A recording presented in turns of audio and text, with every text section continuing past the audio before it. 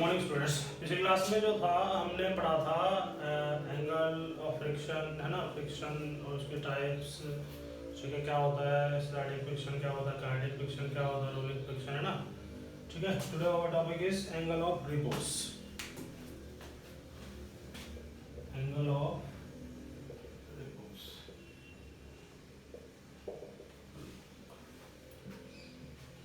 देखो student, angle of repose क्या होता है। तो एंगल ऑफ रिपोज होता है स्टूडेंट्स कि मान लीजिए हमने एक ब्लॉक को ग्राउंड पे रखा हुआ है, मास का ब्लॉक है। हम धीरे धीरे इस ब्लॉक को क्या कर रहे हैं, ग्राउंड से इंक्लाइन करते जा रहे हैं। ठीक है, ऐसे है ना, जैसे मान लीजिए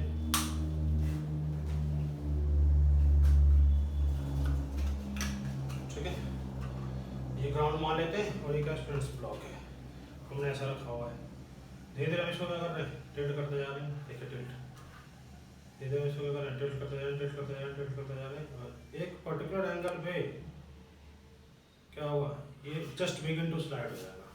तो इस एंगल को, इंक्लाइन पे इस एंगल को हम क्या बोलेंगे, एंगल ऑफ रिपोज। ठीक है, क्या लिखेंगे, it is the angle on inclined plane at which block is just begin to slide। ठीक है, तो ये इंक्लाइंड प्लेन में वो एंगल है जिस पे ब्लॉक क्या हो जाए, जस्ट बिगिन टू स्लाइड हो जाए। क्लियर है। तो क्या होगा, मान लीजिए हमने ब्लॉक को यहाँ रख दिया थीटा पे, ब्लॉक यहाँ है, इस एंगल पे ये क्या होने लग गया, स्लिप करने लग गया। इसको हमने क्या बोला, angle of repose, theta R. तो हमें पता है कि नॉर्मल रिएक्शन इधर लगता है, इधर कंपोनेंट क्या होता है स्टूडेंट्स, एम जी कॉस थीटा, इधर क्या होता है एम जी साइन थीटा। यहाँ पीछे बैकवर्ड क्या लग जाएगा स्टूडेंट्स, एफ एल। तो होता क्या है, जब कोई भी block just begin to slide की कंडीशन में होता है या फिर मोशन की कंडीशन में होता है, तो जस्ट बिगिन टू स्लाइड, इसका मतलब होता है students applied force should be equal to limiting friction. Applied force किसके बराबर होता है स्टूडेंट्स, लिमिटिंग फ्रिक्शन के बराबर होता है। अप्लाइड फोर्स कितना है इस पे, एम जी साइन थीटा। तो एम जी साइन थीटा कर देंगे क्योंकि यहाँ पे थीटा क्या है, एंगल ऑफ रिपोज। ठीक है, यहाँ पे डाउनवर्ड क्या लगेगा, एम जी, और ये क्या होगा थीटा आर। तो M G theta R sine theta R equal to limiting friction क्या होता है students, mu S into N, और यहाँ पे एन किसके बराबर होगा, एम जी कॉस थीटा आर के बराबर। M G sine theta R equal to mu S into M ji cos theta R. ठीक है, एम जी से एम जी कैसे होगा students, sine theta R divide by cos theta R equal to क्या हो गया, म्यू एस हो जाएगा। यहाँ से क्या हो जाएगा students, tan theta R equal to mu S. तो थीटा का वैल्यू क्या हो गया students, tan inverse of mu S. तो ये स्टूडेंट्स एंगल ऑफ रिपोज हो जाता है। समझ में आया। तो angle of repose is that minimum angle on inclined plane at which the block in the state of just begin to slide. Block जब जस्ट बिगिन टू स्लाइड की condition में रहता है, तो उस टाइम पे जो इंक्लाइंड प्लेन एंगल बना रहा होगा हॉरिजॉन्टल के साथ, वो एंगल क्या कहलाएगा, एंगल ऑफ रिपोज कहलाएगा। समझ में आया, नोट कर लीजिए इसको।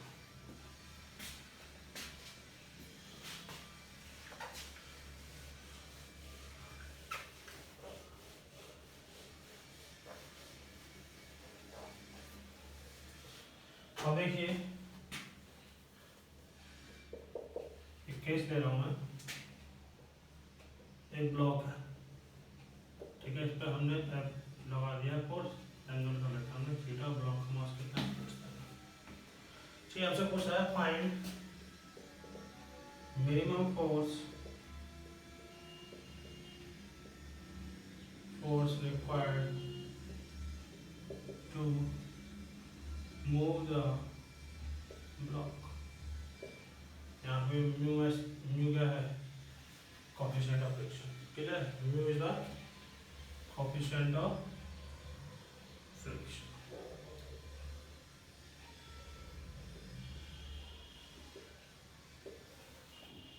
तो हमें मिनिमम फोर्स बताना है तो ब्लॉक क्या हो जाए,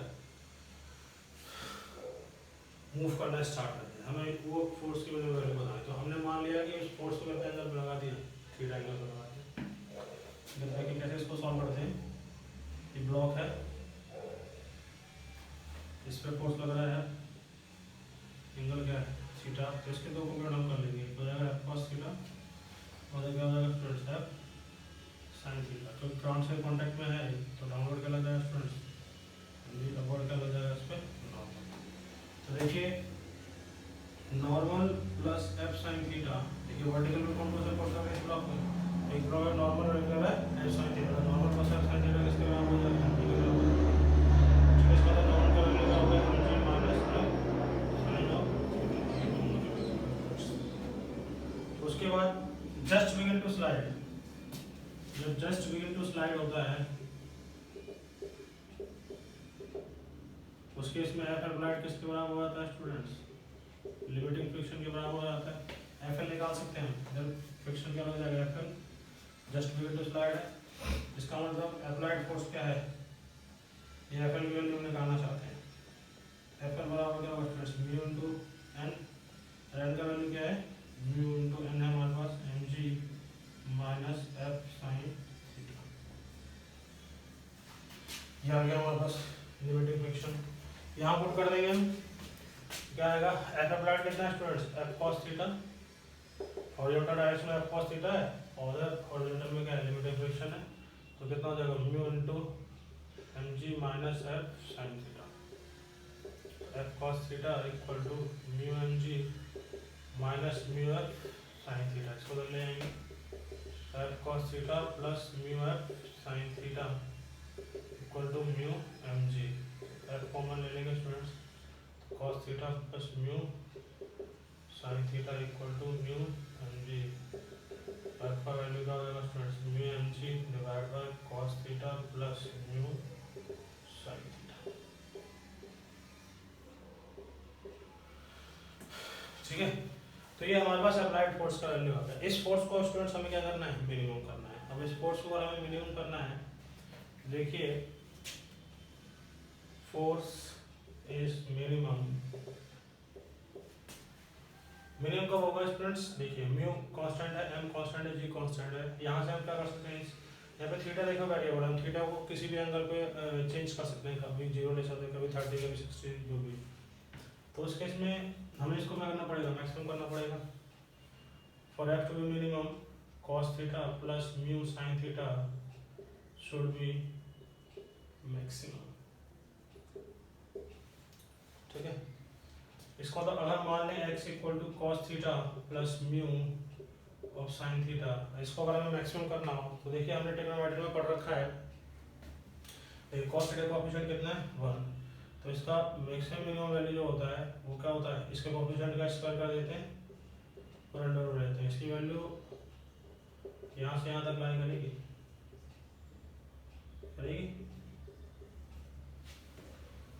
ना, माइनस से ये वैल्यू लाई करेगी, तो इसकी मैक्सिमम वैल्यू क्या होगा स्टूडेंट्स 1 प्लस म्यू स्क्वायर का अंडर रूट, तो मैक्सिमम वैल्यू को इसकी, तो एफ मिनिमम कितना हो जाएगा स्टूडेंट्स, एफ मिनिमम हो जाएगा हमारे पास mu mg divide by 1 plus mu square का under root, this is the minimum force.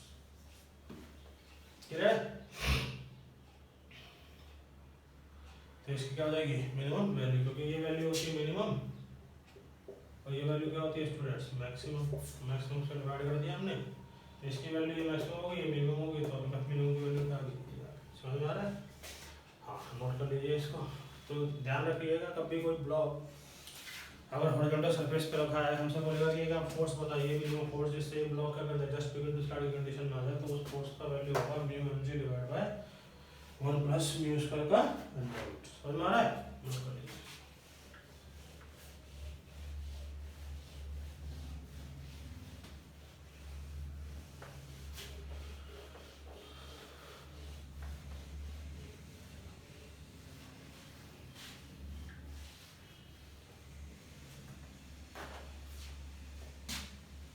तो इसका होता है एक स्टेटमेंट है, इट इज easier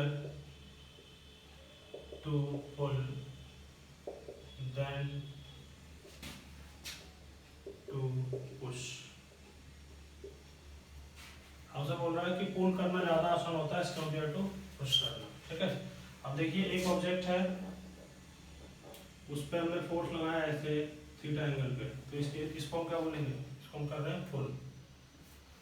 और एक ऑब्जेक्ट है, उस पर हम एफ फोर्स ऐसे लगा रहे हैं एंगल थीटा, इसको हम क्या कर रहे हैं, इसको कहते हैं पुश करना। हमसे बोल रहा है कि एक ऑब्जेक्ट है मास का, जिसको हम एफ फोर्स लगा रहे हैं ऐसे, और एक एफ फोर्स लगा रहे हैं ऐसे, तो ये तो होता है पुल का केस, और ये क्या होता है पुश का केस। हमसे बोल रहा है कि it is easier to pull than to push, तो इस स्टेटमेंट को हमें वेरीफाई करना है। मान लीजिए यहाँ पे कोएफिशिएंट ऑफ फ्रिक्शन कितना है, म्यू के, यहाँ पे कोएफिशिएंट ऑफ फ्रिक्शन कितना है, म्यू के और म्यू एस है, और यहाँ पे म्यू के और म्यू एस। ठीक है, तो देखिए पुल वाले केस में क्या होगा कि जब हमने ये फोर्स लगाया है, ये एंगल क्या है थीटा, इधर हम कंपेयर कर देंगे एफ cos थीटा, इधर क्या आएगा स्टूडेंट्स एफ sin थीटा, ये हुआ नॉर्मल, और डाउनवर्ड क्या होगा स्टूडेंट्स। तो यहाँ पे अगर हम नेगेटिव फ्रिक्शन का वैल्यू निकालें तो होगा mu S into N. N का वैल्यू देखिए, वर्टिकल डायरेक्शन में लग रहा है force N plus F sine theta, downward direction में क्या लग रहा है एम जी, तो नॉर्मल का वैल्यू हो जाएगा M G minus F sine theta. तो लिमिटिंग फोर्स का वैल्यू क्या हो जाएगा स्टूडेंट, जिसके mu S M G minus F sine theta. ये तो हो गया पुलिंग के केस में। जब हम पुश कर रहे होंगे तो पुश केस में क्या होगा स्टूडेंट्स, इधर क्या हो जाएगा एफ cos थीटा, और डाउनवर्ड क्या होगा स्टूडेंट्स एफ sin थीटा। इस पे नॉर्मल लग रहा होगा, बट डाउनवर्ड का लग रहा होगा स्टूडेंट्स एन जी। तो देखिए इस ब्लॉक पर डाउनवर्ड पे लगने वाले फोर्स एक तो एफ sin थीटा हो गया, एक एन जी हो गया, तो F sin M G plus F sin theta बराबर किसको हो जाएगा स्टूडेंट्स, नॉर्मल के। तो इस केस में अगर हम एफ एल निकालें तो हो जाएगा mu S into N, mu S N का वैल्यू क्या होगा M G plus F sin theta. इसको 2 बोल दो और इसको क्या बोल दोगे 1 बोल दो। ये 1 वाला केस है और ये सेकंड वाला। अब देखिए दोनों केस में किसकी वैल्यू ज्यादा है, FL1 की ज्यादा है या FL2 की ज्यादा है,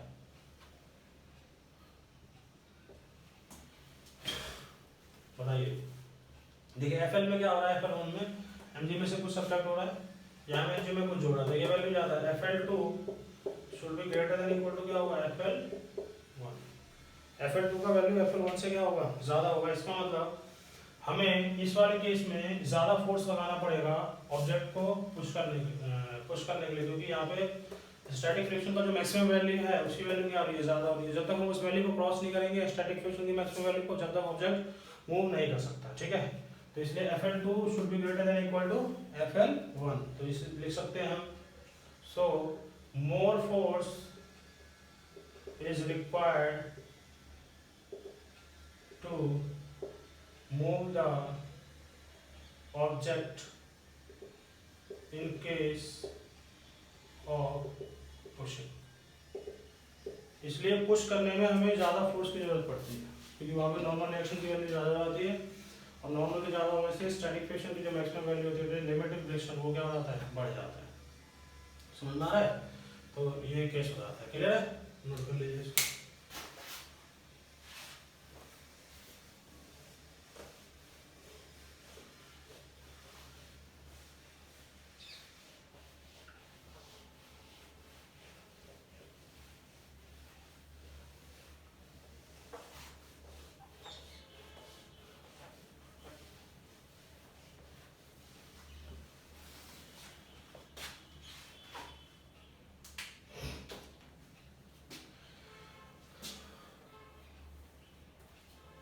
उसके बाद देखिए हमने कनेक्टेड मोशंस पढ़े थे ना, इसमें भी देखो होता क्या है।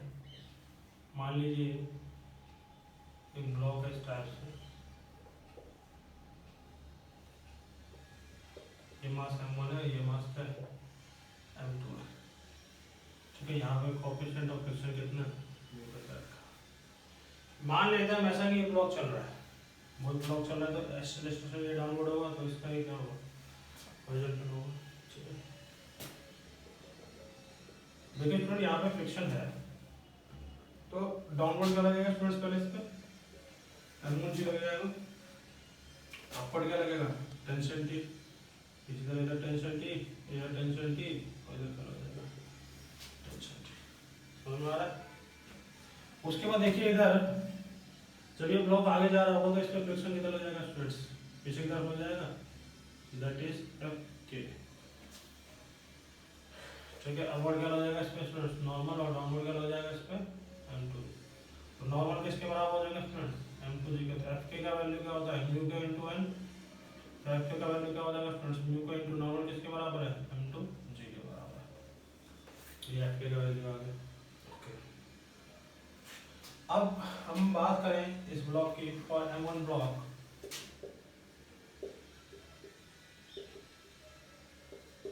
इक्वेशन देखो, ये डाउनवर्ड आ रहा है, इसमें कौन सा फोर्स पड़ा होगा इस पे, M1 या T वाला, T। दैट इज M1G बड़ा होगा, माइनस T इक्वल टू क्या हो जाएगा, M1 है, एक इक्वेशन हो गया। इस वाले केस में देखिए टेंशन आगे लग रहा है, ब्लॉक आगे जा रहा है, इसका टेंशन बड़ा हो जाएगा। And for block M2 T minus Fk equal to M2 into A, T minus Fk का वैल्यू कितना है students, mu K into M2G equal to M2a। ये इक्वेशन 2 होगी। यहाँ से एक्सप्रेशन चाहिए, ऐड कर देते हैं, ऐड इक्वेशन 1 एंड 2। तो क्या होगा, M1G minus T plus T minus mu K M2G equal to M1a plus M2a। समझ में आ रहा है? देखो T से T कैंसिल आउट हो जाएगा, M1G minus mu K M2G equal to M1 plus M2 into a। A का value क्या हो जाएगा students, M1G minus mu K M2G divide by M1 plus ये किसका वैल्यू हो जाएगा हमारे पास, एक्सेलरेशन का वैल्यू हो जाएगा। अब हमें टेंशन चाहिए, आप इस एक्सेलरेशन का वैल्यू किसी भी एक इक्वेशन में पुट कर दीजिए, आपको किसका वैल्यू मिल जाएगा, टेंशन का वैल्यू मिल जाएगा। तो मान लीजिए इसका इक्वेशन किसे पुट कर दें, मतलब पुट कर दीजिए, put in equation first equation में पुट किया तो क्या आएगा, M1G minus T equal to M1 into a का वैल्यू कितना है, M1G minus mu K M2G divide by M1 plus M2। देखिए T को बदल रहे हैं, इसको बदल ले जाते हैं, M1G minus M1 into M1G minus mu K M2G divide by M1 plus M2 equal to T। ऐसे ले लेते हैं, क्या हो जाएगा, M1G into M1 plus M2 divide by M1 plus M2। देखो ये इससे मल्टीप्लाई हो जाएगा, अब इसको सिंपलीफाई कर लेते हैं, M1 square G minus mu K M1 M2G equal to T।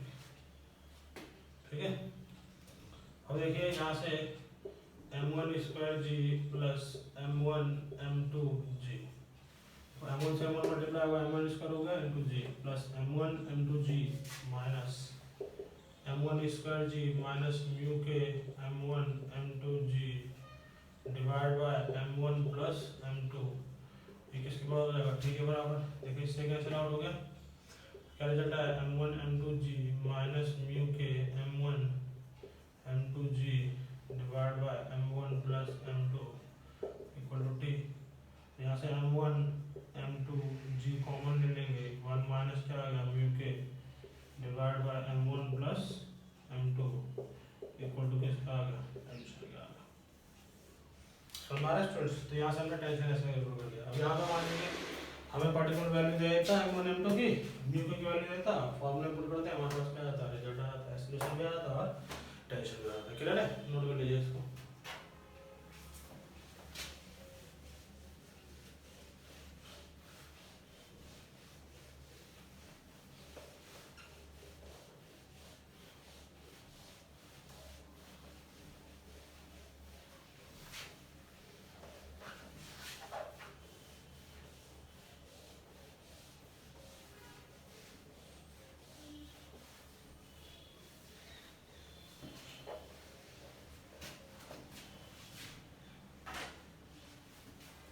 देखिए हमने वहाँ पे इंक्लाइंड प्लेन में भी पढ़ा था कि एक पुली से दो ब्लॉक जुड़े हुए थे, वहाँ हमने स्मूथ में पढ़ा था। अब हम इसको पढ़ रहे हैं फ्रिक्शन में। मान लीजिए ऐसे इंक्लाइंड प्लेन है, ये एंगल दे रखा है अल्फा और ये एंगल क्या दे रखा है स्टूडेंट बीटा, और यहाँ पे एक पुली जुड़ी हुई है और उससे दो ब्लॉक ऐसे कनेक्टेड है। इसका मास m1 है स्टूडेंट्स और इसका मास क्या है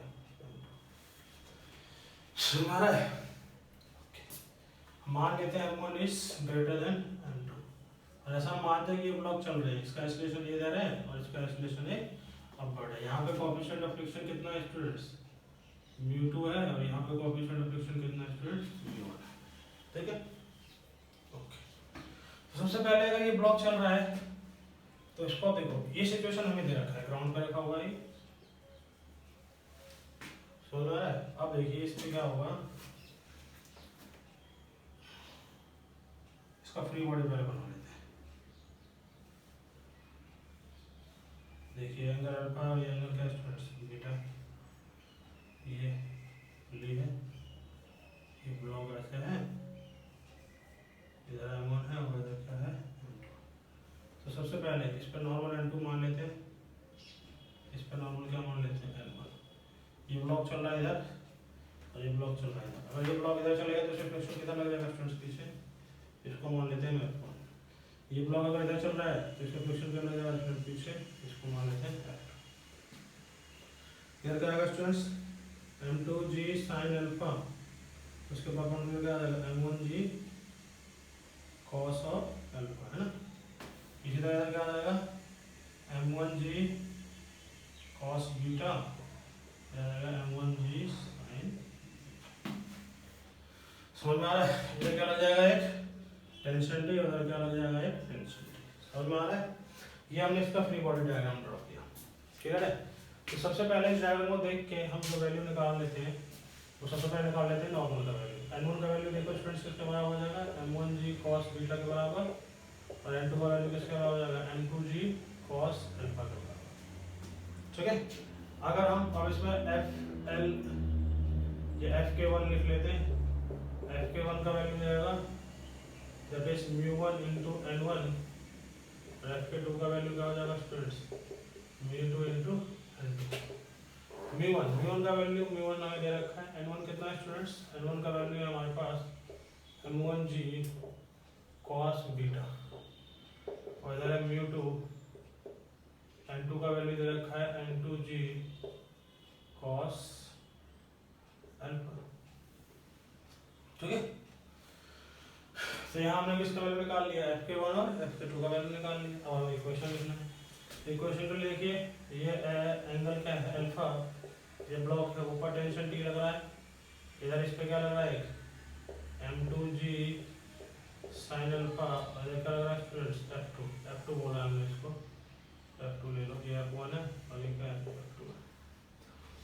ठीक है, और एक्सीलरेशन इसका क्या है अपवर्ड है, तो इसका इक्वेशन क्या बनेगा स्टूडेंट्स, अपवर्ड है तो अपवर्ड वाले फोर्स पॉजिटिव ले लो, टी लग रहा है, डाउनवर्ड क्या लग रहा है इसका m2g sin alpha minus f2 equal to क्या हो जाएगा m2 ब्लॉक है ये m2 into a value put कर देते हैं t minus m2g sin alpha minus f2 कितना होगा μ2 m2g cos alpha equal to m2a, एक इक्वेशन हो गया। नाउ ये ब्लॉक देख लीजिए, ये ब्लॉक है बीटा इंक्लाइन पे, इधर लग रहा है टेंशन टी, ठीक है, इधर लग रहा है f1, इधर लग रहा है m1g sin बीटा और एक्सीलरेशन कितना है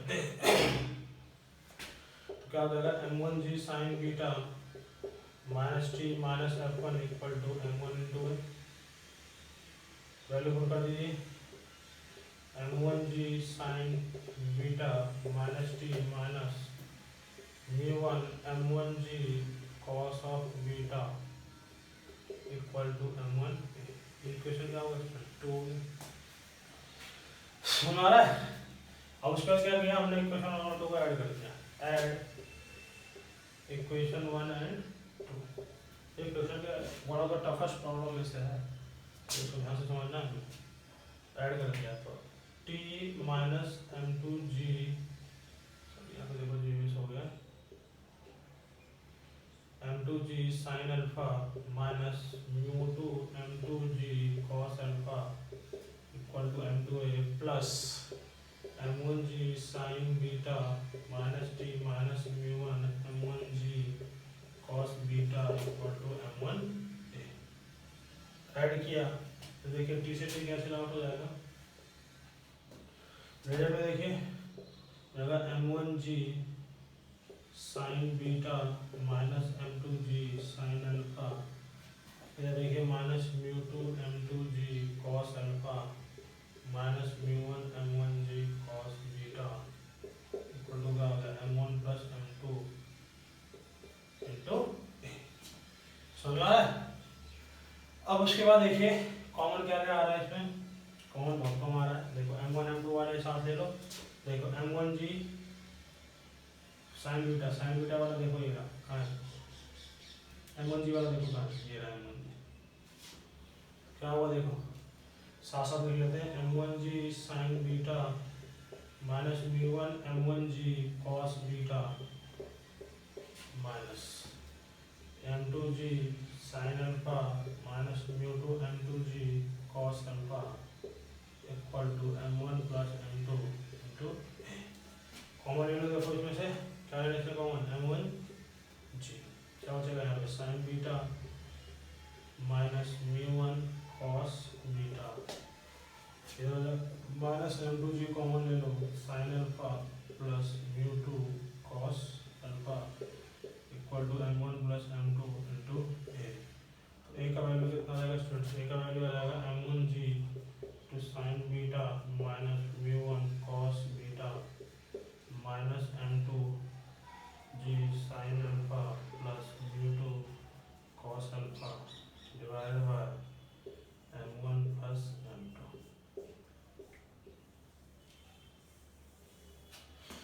ये एस्टिमेशन का वैल्यू आ गया। अब एस्टिमेशन का वैल्यू किसी भी क्वेश्चन में पुट कर देंगे तो आपको किसका वैल्यू मिल जाएगा, टेंशन का वैल्यू मिल जाएगा। समझ में आ रहा है?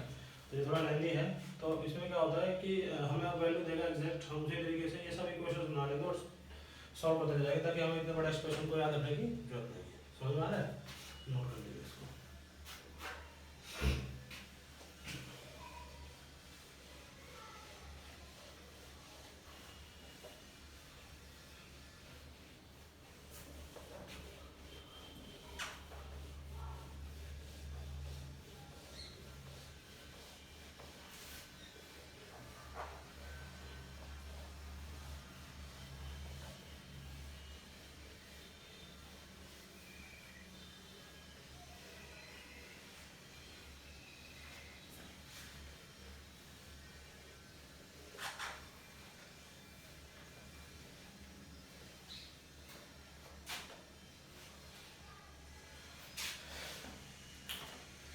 तो कैसे फ्रिक्शंस के इंक्लाइन वाले क्वेश्चंस स्ट्रिंग से कनेक्टेड क्वेश्चंस करने होते हैं, समझ में आ रहा है? ओके, तो देखिए अब फ्रिक्शन के कुछ क्वेश्चंस करते हैं। और मान लीजिए ब्लॉक रखा हुआ है हॉरिजॉन्टल सरफेस पे, ठीक है। अब ये जो ब्लॉक है, ये जो फोर्स लग रहा है मान लीजिए 10√2 पर लग रहा है, that is at an angle of 45 degree. समझ में आ रहा है? यहाँ पे दे रखा है 2 kg, म्यू एस का वैल्यू दे रखा है 0.6 और म्यू का वैल्यू दे रखा है 0.4। मुझे पूछ रहा फाइंड एक्सेलरेशन ऑफ ब्लॉक। हमें ब्लॉक करके बताना है। तो कल ही मैंने स्टूडेंट्स बात करी थी कि ब्लॉक मूव करेगा या नहीं करेगा, उसके लिए हमें देखना पड़ेगा लिमिटिंग फ्रिक्शन। अगर अप्लाइड फोर्स का वैल्यू लिमिटिंग फ्रिक्शन से ज़्यादा हो रहा है तो ब्लॉक मूव करेगा। अगर अप्लाइड फोर्स का वैल्यू लिमिटिंग फ्रिक्शन से क्या रहे, कम रहे, तो वो ब्लॉक मूव नहीं करेगा। ठीक है, तो सबसे पहले हम इसमें क्या निकालेंगे, लिमिटिंग फ्रिक्शन निकालेंगे। तो लिमिटिंग फ्रिक्शन निकालने के लिए हमें सबसे पहले किसका वैल्यू चाहिए होगा, नॉर्मल का वैल्यू चाहिए होगा। ये ग्राउंड सरफेस हमने बनाया, देखो ये फोर्स रखे थे तो 2 kg है, ऊपर नॉर्मल लग गया, डाउनवर्ड का लग गया इस पे 2 × g। देखो ये फोर्स 10√2 था, इसके हमने कंपोनेंट कर लिए। एक तो आ जाएगा स्टूडेंट 10√2 cos 45 हो जाएगा 10√2 sin 45। ये वैल्यू हो जाएगी 10√2 × sin 45 कितना होता है 1/√2। इसे कैसे ला गया, कितना आ गया 10।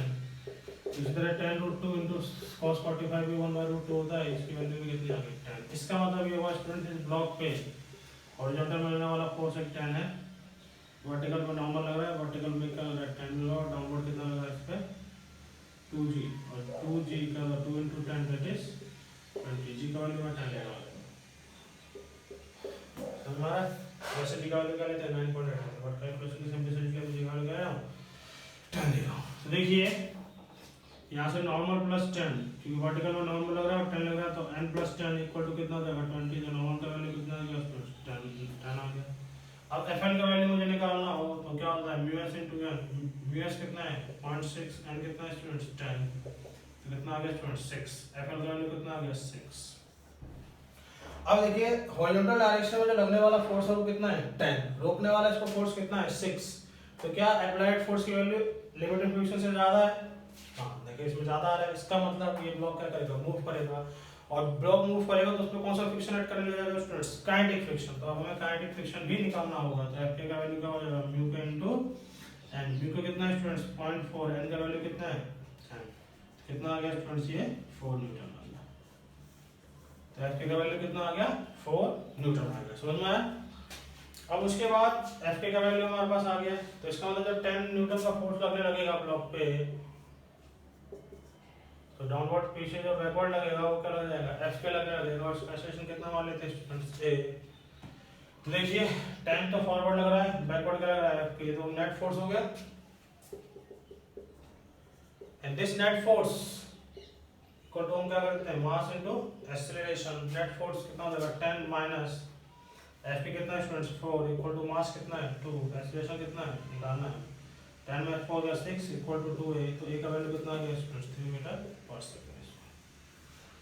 तो समझ में आया स्टूडेंट्स? तो जब भी फ्रिक्शन वाले देखो जब भी ब्लॉक स्मूथ इंक्लाइन में पड़ा होगा रखा हुआ तो हमें कुछ सोचना ही नहीं है, फिर तो डायरेक्ट हम इसमें फ्रिक्शन विक्शन चैलेंज करते हैं। बट जब भी कोई block rough incline surface rough surface पे रखा होगा तो उस केस में आपको लिमिटिंग फोर्स ऑफ फ्रिक्शन का वैल्यू निकालना पड़ेगा एक्सेलरेशन कैलकुलेट करने के लिए। समझ में आ रही है बात? तो ऐसा जरूरी नहीं होता कि ब्लॉक पे फोर्स लगेगा और वो मूव करेगा, ऐसा भी होता है कि ब्लॉक पे फोर्स लग भी रहा है और वो मूव भी नहीं कर रहा। कल वाले एग्जांपल में हमने देखा है इसको, क्लियर है? नोट कर लीजिए इसको।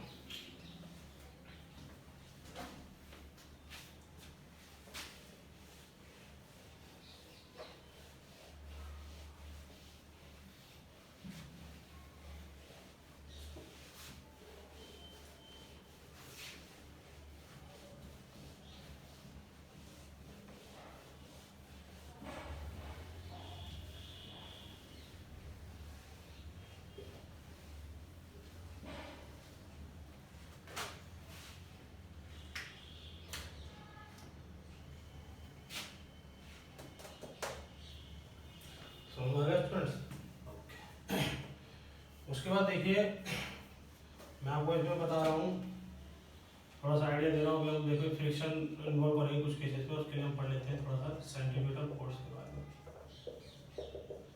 एक कोई पार्टिकल सर्कुलर मोशन कर रहा होता है, ठीक है, v स्पीड होता है, रेडियस कितना है इसका लेट्स से r, मास कितना है इसका है, तो उसके सेंटर की तरफ हमेशा क्या फोर्स सेट कर रहा होता है स्टूडेंट्स, सेंटीमीटर फोर्स सेट कर रहा होता है ऑलवेज।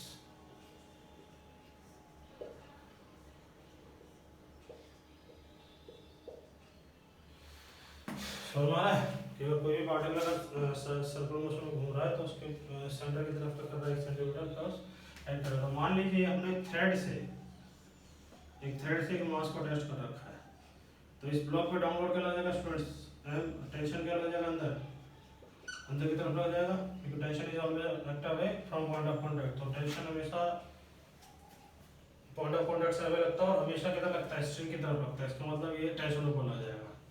तो इस केस में students tension act as centripetal force. Tension किसकी तरह एक्ट करता है स्टूडेंट्स, सेंट्रीपिटल फोर्स की तरह एक्ट कर रहा है इस केस में, समझ आ रहा है? तो tension act as centripetal force.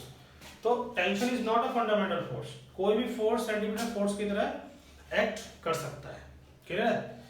समझ में आ रही है बात? जैसे मान लीजिए अगर मैं बात करूं कि ये सन है और सन के चारों तरफ कोई चक्कर लगाता है, अर्थ चक्कर लगा रहा है ऐसे सन पर पास में,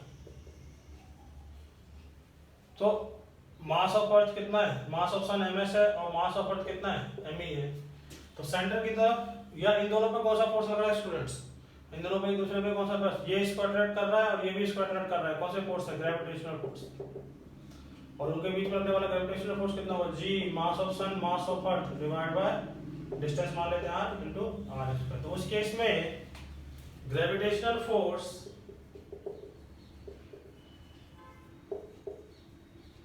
एक्ट एज सेंट्रीपिटल फोर्स। मतलब जो भी फोर्स सेंटर की तरफ लगेगा उसको हम क्या बोलेंगे, सेंट्रीपिटल फोर्स लगेगा। तो इस केस में अर्थ और मास सिस्टम में सेंटर की तरफ कौन सा फोर्स लग रहा है, ग्रेविटेशनल फोर्स लग रहा है। तो इस केस में सेंट्रीपिटल फोर्स किसकी तरह एक्ट करेगा, ग्रेविटेशनल फोर्स, यानी Fg इक्वल टू हम क्या कर देंगे Fc के बराबर। यहाँ पे देखिए Fc किसके बराबर होता है, Fc बराबर होता है mass into v square bar आया, हमने पढ़ रखा है, डायमेंशन में पढ़ा था वैसे ही पढ़ रखा है। Fg बराबर कितना हो जाएगा mv स्क्वायर बाय r। मास किसका लेंगे स्टूडेंट्स, मास लेंगे हम अर्थ का। इस वाले केस में मास ऑब्जेक्ट के अंदर भी जो घूम रहा होता है, घूम कौन रहा है, अर्थ घूम रहा है। Fg क्या होगा students, g mass of earth, mass of earth mass of sun इसका whole square into me into v square by r। तो यहां से हम रिक्वायर्ड वेलोसिटी वगैरह हम निकाल सकते हैं जो इस टाइम क्या होगी, अर्थ की होगी। समझ में आ रहा है, ओके।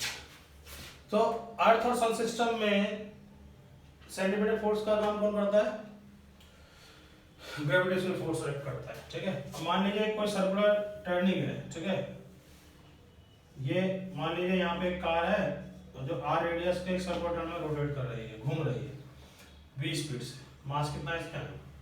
तो अगर ये सर्कुलर टर्निंग में घूम रहा है तो उस केस में देखिए इनके टायर्स में फ्रिक्शन लगता है जो हमेशा किसकी तरफ एक्ट करेगा, सेंटर की तरफ। तो इस वाले केस में in circular turning friction act as centripetal force.